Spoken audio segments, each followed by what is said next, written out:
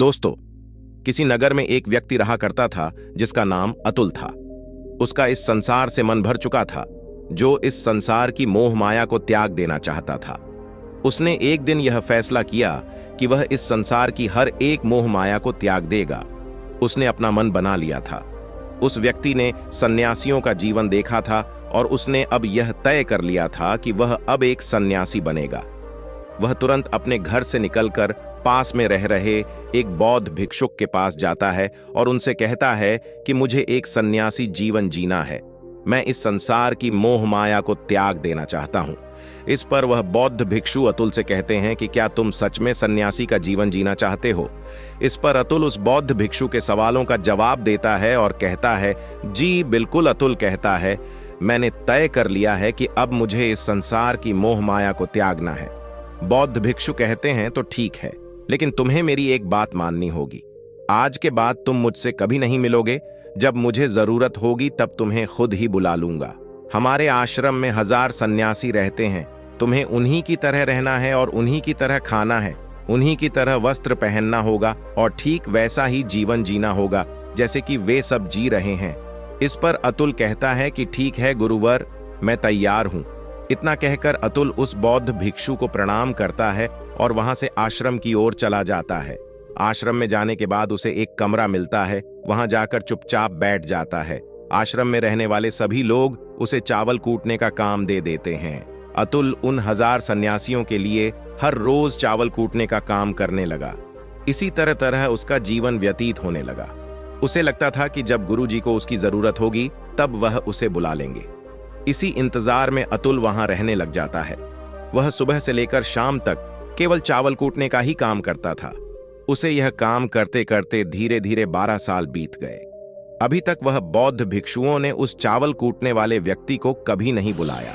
लेकिन यह काम करते करते अब उस चावल कूटने वाले व्यक्ति के मन में कोई भी विचार नहीं रह गए थे, ना ही कोई अड़चन और ना ही कोई समस्या उसके मन में पनप रही थी। 12 सालों के बाद वह बौद्ध भिक्षु कब बूढ़े हो चुके थे। उन्हें लग चुका था कि अब उनका अंतिम समय आ चुका है और उन्हें अपना एक उत्तराधिकारी चुनना होगा। इसीलिए उन्होंने पूरे आश्रम में घोषणा करवा दी कि जो कोई भी मेरा उत्तराधिकारी बनना चाहता है वह देर रात में मेरे कमरे के बाहर 4 पंक्तियां लिखकर जाएगा और उसे उन पंक्तियों में बताना होगा कि जीवन जीने का सही तरीका क्या है, इस जीवन को किस तरीके से जीना सही है, इस जीवन का सत्य लिखना होगा। लेकिन एक बात याद रखना, उसे खुद के अनुभव के द्वारा लिखना होगा। किताब में कहीं हुई बातों को नहीं लिखना होगा या कहीं से नकल मारकर नहीं लिखना है। जो भी यह बताने में सफल हो जाएगा वही मेरा उत्तराधिकारी होगा। आश्रम में जितने भी लोग रह रहे थे वह सब उस बौद्ध भिक्षु को बहुत मानते थे। कोई भी उन्हें धोखा नहीं देना चाहता था।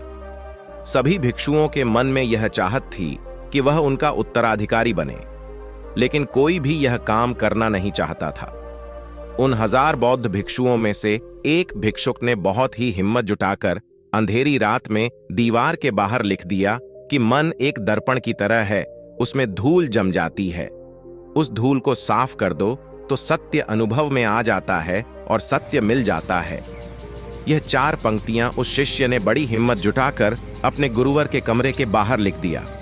अगली सुबह जब बौद्ध भिक्षु उठे और कमरे के बाहर लिखी 4 पंक्तियों को पढ़ा और कहा कि किस मूर्ख ने लिखी है, मेरी दीवार को किसने खराब कर दिया है, उसे पकड़कर अभी मेरे पास लाओ।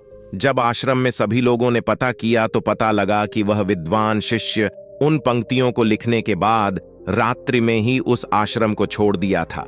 आश्रम के सभी लोग चिंता में पड़ गए कि कितनी अच्छी पंक्तियां तो लिखी हैं, उसमें फिर भी गुरुवर नाराज क्यों हो गए। इतनी अच्छी बात तो लिखी थी उसने, वे सब कहते हैं। चलो देखते हैं कि गुरुवर को ऐसा उत्तराधिकारी कौन मिलेगा जो उनके सवालों का सही जवाब उस दीवार पर लिख सके। वह कौन होगा? अतुल पूरी बातें सुन लेता है और जोर जोर से हंसने लग जाता है। लोग उससे पूछते हैं, इसमें हंसने वाली बात क्या है? तुम्हें इसमें क्या गलत लगता है? अतुल कहता है, गुरुवर सही तो कह रहे हैं कि किस नासमझ ने यह सब लिखा है। इस पर लोग गुस्सा हो जाते हैं और उस चावल कूटने वाले से कहते हैं कि तुम्हें क्या पता, तुम तो 12 सालों से सिर्फ चावल कूटने का ही काम कर रहे हो, तुम्हें किस बात का ज्ञान है? ना तो तुम्हें शास्त्रों का ज्ञान है और ना ही गुरुदेव ने तुम्हें कभी ज्ञान दिया। अगर तुम्हें इतना ही ज्ञान है तो तुम ही क्यों नहीं अच्छे शब्द बता देते। वह व्यक्ति हंसते हुए कहता है कि ठीक है, मैं जरूर बता दूंगा, लेकिन इतने सालों से मैंने लिखने का अभ्यास नहीं किया हूं तो लिखना मैं भूल गया हूं। किसी को मेरी बातें लिखनी होगी। और यह भी याद रखना कि मुझे उत्तराधिकारी बनने का कोई भी शौक नहीं है। तो ठीक है, क्या लिखना है बताओ। अतुल कहता है, तो लिखो जो मैं बता रहा हूं। कैसा? दर्पण कैसी धूल ना कोई दर्पण ना कोई धूल, जो इसे जान लेता है वह सत्य को प्राप्त हो जाता है। यह बात उस गुरुदेव के कानों में पड़ जाती है।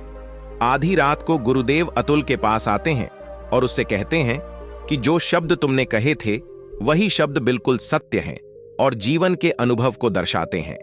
इसलिए मन ही मन मैं तुम्हें अपना उत्तराधिकारी मान लिया हूं, और अगर यह बातें उन 1000 आश्रम वाले लोगों तक पहुंच जाएंगी तो वह सब तुमसे जलने लगेंगे और तुम्हें चोट पहुंचाएंगे। यह लोग बर्दाश्त नहीं कर पाएंगे। ये चावल कूटने वाले व्यक्ति उत्तराधिकारी कैसे बन सकता है? जिसने कभी शास्त्र पढ़ा ही नहीं वह उत्तराधिकारी कैसे बन सकता है? वह भला कैसे सत्य को प्राप्त कर सकता है? इसलिए तुम यहां से चले जाओ, कहीं और अपनी दुनिया बनाओ और वहां के लोगों को ज्ञान से भर दो। इस पर महात्मा बुद्ध ने भी अपने एक शिष्य से कहा था, जब तुम्हारे भीतर विचार आना बंद हो जाए उस दिन से तुम्हें सत्य का अनुभव हो जाएगा। मन को शांत करने का पहला तरीका जो बौद्ध ग्रंथों में बताया गया है वह खुद के विचारों पर करना, इन्हें अच्छे से समझना कि आखिर आपके अंदर कौन से विचार उत्पन्न हो रहे हैं, आपके अंदर आखिर क्या चल रहा है। उन्हें अच्छी तरीके से और जागरूकता के साथ समझने की कोशिश करना, ना कि अपने विचारों को दबाने की कोशिश करना। अगर आप अपने मन के विचारों को दबाने की कोशिश करते हैं तो यह गलत होगा, जिसकी वजह से मन और तेजी से भटकने लगेगा। लेकिन जब भी आपको लगने लगे कि आपका मन बहुत तेजी से भटक रहा है तो तुरंत आप उस पर ध्यान देना शुरू कर दें। उसको जागरूकता के साथ देखें और अपने विचारों पर ध्यान दें। निरंतर प्रयासों के बाद आप पाएंगे कि आपके अंदर विचारों को जागरूक होकर देखने की एक आदत सी लग गई है। लेकिन उसी के साथ आप यह भी देख पाएंगे कि आपके मन में बुरे विचार अत्यधिक उत्पन्न हो रहे हैं। आपके मन में जो भी विचार उत्पन्न हो रहे हैं वह सकारात्मक भी हो सकते हैं और नकारात्मक भी। उनसे आपको कोई भी छेड़खानी नहीं करनी है, बस आपको अपने प्रयास पर काम करते रहना है। लेकिन यह अभ्यास आप लगातार करते रहे हैं तो एक समय आने के बाद आप अपने विचारों को नियंत्रित करने में सफल हो जाएंगे और उसे रोक भी सकते हैं। तब जाकर आपको असली शांति और सुकून की प्राप्ति हो जाएगी। तब आपको किसी भी प्रकार की चिंता नहीं सताएगी, क्योंकि आप खुद पर विजय प्राप्त कर लिए हैं। आप अपने विचारों को नियंत्रित कर सकते हैं। तो दोस्तों, ये कहानी आपको कैसी लगी? उम्मीद है इस वीडियो से आपको बहुत कुछ पता चला होगा। और अगर आप नए हैं तो हमसे जुड़ने के लिए इस चैनल को सब्सक्राइब करना मत भूलिए। मिलते हैं अगली वीडियो में कुछ नए विचारों के साथ। तब तक के लिए आपका बहुत बहुत धन्यवाद।